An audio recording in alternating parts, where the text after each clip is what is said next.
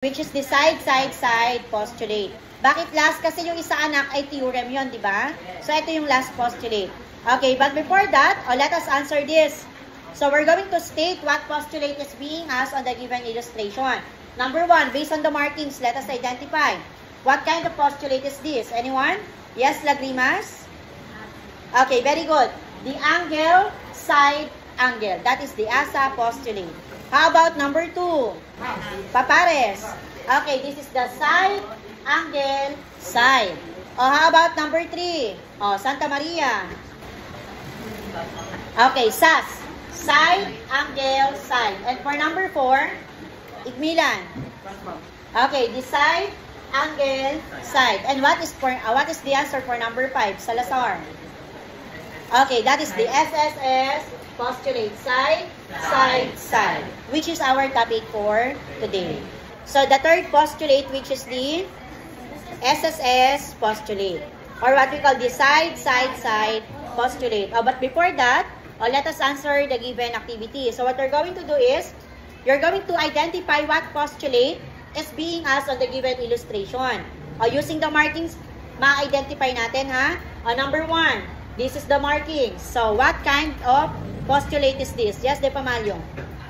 Okay, ASA, or what we call the angle, side, angle. How about number 2? Already dito?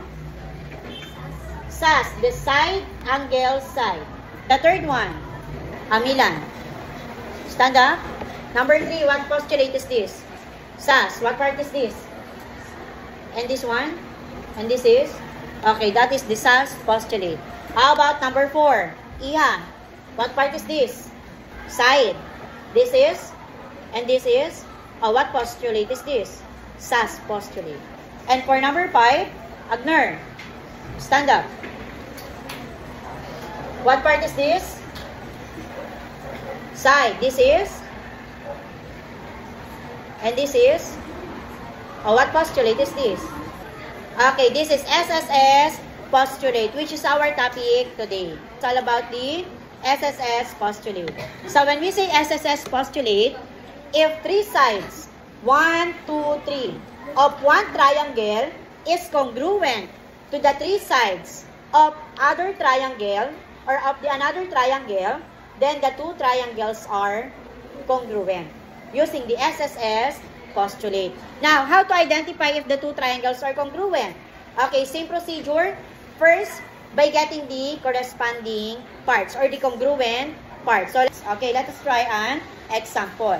So, to identify if the 2 triangles are congruent, first, we're going to identify the name of the 2 triangles. So, using the markings tayo, ha? Okay, how many line is this? 1. And this is 2 and 3. Meaning, ang pag-name natin ay simula 1 marking, 2 and 3. Now, what is the name of the first triangle? Yes, Prado? Triangle. Very good. D, F, E. And what is the name of the second triangle? Yes, Marcelino. Triangle. I, H, G. So, after naming the 2 triangle, our next step is to get the congruent part, which is the 3 sides. Okay. Give me 1 pair of congruent parts. Saan tayo mag-start? Doon anak sa isang guhit. Give me 1 pair of congruent side. Yes, Prado. Give me 1. Segment. I, H. What part is this? Side. And the second congruent part? Civilian.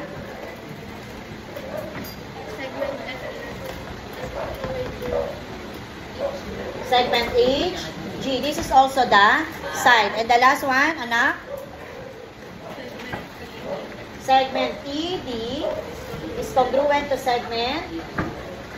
Okay, G, I. What part is this? Side. Meaning we can say that the 2 triangles are congruent using what postulate? Okay, using the SSS postulate. Do you understand? Okay, so let us try another example. What if the given example is like this? How many markings do we have? Okay, 2 lang po, tama ba? But if we're going to observe the given triangle, okay, the 2 triangles have a common side, right? Okay, what side? Segment? Very good. Segment D, T. So, meaning, kapag yung dalawang triangle, anak, ay pinaghiwalay natin, yung segment DT ay mauulit. Isa sa taas at isa sa baba. Meaning, they have a common side. So, ibig sabihin, kahit hindi anak natin lagyan ng markings yan, automatic they are congruent. Do you understand? Kasi nag-share sila sa iisang side. Okay, now, first step again, name the two triangles. What is the name of the first triangle at the top? Yung tabi ni Sanorho.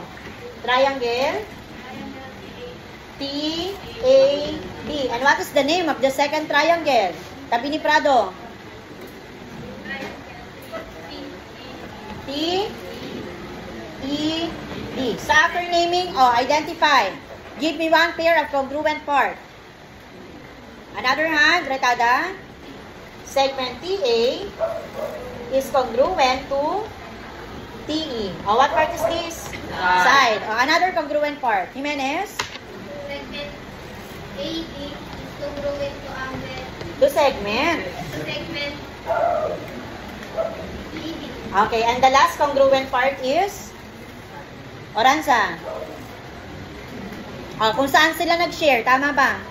Dun yung congruent part. Last congruent part. Segment ED. Segment DT is congruent to segment DT. Again, what part is this? Side, and this is also side. Now, since the part of the triangles are congruent, we can say that the two triangles are also congruent using what postulate? Okay, the SSS postulate. So, any question?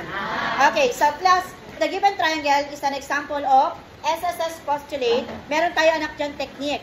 Meaning, after naming the two triangles, kahit hindi na natin anak tignan yung illustration o yung figure, katulad nung sa corresponds. So, ang technique natin dito, ang first congruent part is first, second letter. Sila yung magkasama, magka-pair. Yung second part is, or the second congruent part is, second and last. Second last, second last. And the third congruent part is, last and first. DT, DT. Ganun din dito. For example, first, second, DF, IG. Second, third, FE, HG. And the last is, last, first, ED, GI. That is the technique. If the given triangle is an example of SSS postulate. Do you understand? Yes.